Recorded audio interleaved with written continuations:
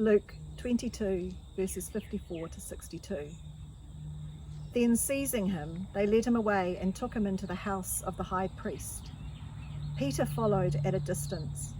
And when some there had kindled a fire in the middle of the courtyard and had sat down together, Peter sat down with them. The servant girl saw him seated there in the firelight. She looked closely at him and said, "This man was with him." But he denied it. "Woman, I don't know him," he said. A little later, someone else saw him and said, "You also are one of them." "Man, I am not," Peter replied. About an hour later, another asserted, "Certainly this fellow was with him, for he is a Galilean." And Peter replied, "Man, I don't know what you're talking about." And just as he was speaking, the rooster crowed. The Lord turned and looked straight at Peter. Then Peter remembered the word the Lord had spoken to him. "Before the rooster crows today, you will disown me 3 times." And he went outside and wept bitterly. I've been physically hurt literally dozens of different ways. I've split and crushed my fingers. Pretty confident I fractured my tailbone. And I've torn gashes in my legs multiple different times in multiple different places in multiple different ways. I've grazed the inside of my ear, had twigs stuck behind my eye, and I've received electric shocks from the wall outlet. And each of those times, it hurt. Sometimes it hurt really bad, but as bad as those injuries felt, they don't come close to the most painful ones I've experienced. So I don't know about you, but for me, the most painful wounds are emotional. And those wounds that gouge the deepest, well, they're the ones that are inflicted by someone you thought you could trust. Someone you thought you could rely on. Someone you thought was your friend. And those wounds, they cut deep, and often they heal much more slowly than physical ones we might experience. Jesus knows what that's like.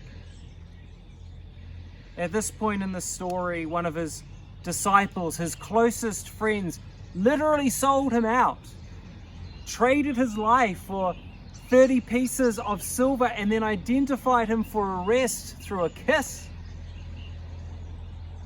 And while he's going through extreme mental anguish such that he was sweating blood, he made just one request of his disciples: to watch and to pray. But when he returns, what happens? They're asleep. Having been betrayed by one disciple and let down by the rest, now he's rejected by Peter. See, Peter, he could talk a big game. Just 21 verses earlier, Peter declared that his commitment to Jesus was so total that he would endure prison. No. He would endure death for his sake. But when push came to shove, and he found himself in the courtyard of the high priest being asked about his association with Jesus, he denied him.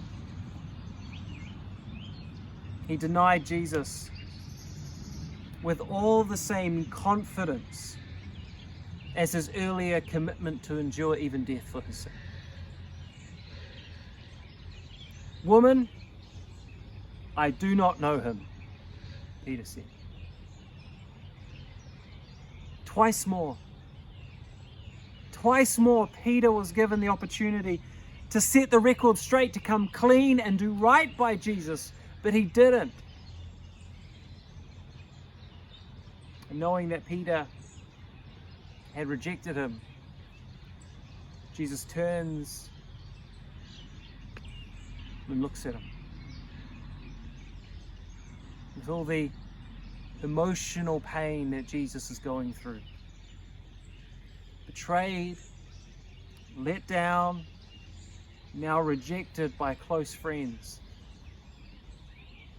What do you think Peter saw in Jesus' eyes? If you stand in that courtyard of your imagination and having seen all this take place, what does it make you want to say to Jesus? Before we move on, why don't you linger a little longer in this courtyard and offer those prayers to Jesus?